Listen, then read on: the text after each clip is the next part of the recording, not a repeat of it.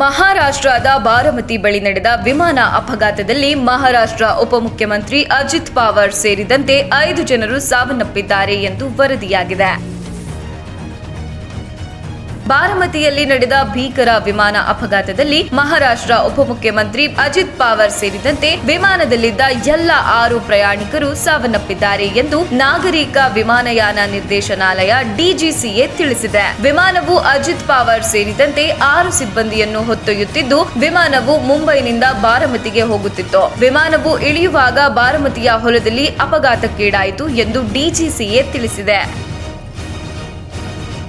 ಇಂದು ಬೆಳಿಗ್ಗೆ 8:30ಕ್ಕೆ ದುರಂತ ಸಂಭವಿಸಿದೆ. ಬಾರಾಮತಿಯಲ್ಲಿ ಅಪಘಾತಕ್ಕೀಡಾದ ವಿಮಾನದ ಬಗ್ಗೆ ಮಾಹಿತಿ ನೀಡಿದ ನಾಗರಿಕ ವಿಮಾನಯಾನ ನಿರ್ದೇಶನಾಲಯವು ಮಹಾರಾಷ್ಟ್ರ ಉಪಮುಖ್ಯಮಂತ್ರಿ ಅಜಿತ್ ಪವಾರ್ ಜೊತೆಗೆ 2 ಇತರ ಸಿಬ್ಬಂದಿ ವಿಮಾನದಲ್ಲಿದ್ದರು ಎಂದು ತಿಳಿಸಿದೆ. ಆರಂಭಿಕ ಮಾಹಿತಿಯ ಪ್ರಕಾರ ವಿಮಾನದಲ್ಲಿದ್ದ ಯಾರೂ ಅಪಘಾತದಿಂದ ಬದುಕುಳಿದಿಲ್ಲ. ಅಜಿತ್ ಪವಾರ್ ರವರ ನಿಧನಕ್ಕೆ ಪ್ರಧಾನಿ ನರೇಂದ್ರ ಮೋದಿ, ಮುಖ್ಯಮಂತ್ರಿ ಸಿದ್ದರಾಮಯ್ಯ ಸೇರಿದಂತೆ ಹಲವು ಗಣ್ಯರು ಸಂತಾಪ ವ್ಯಕ್ತಪಡಿಸಿದ್ದಾರೆ.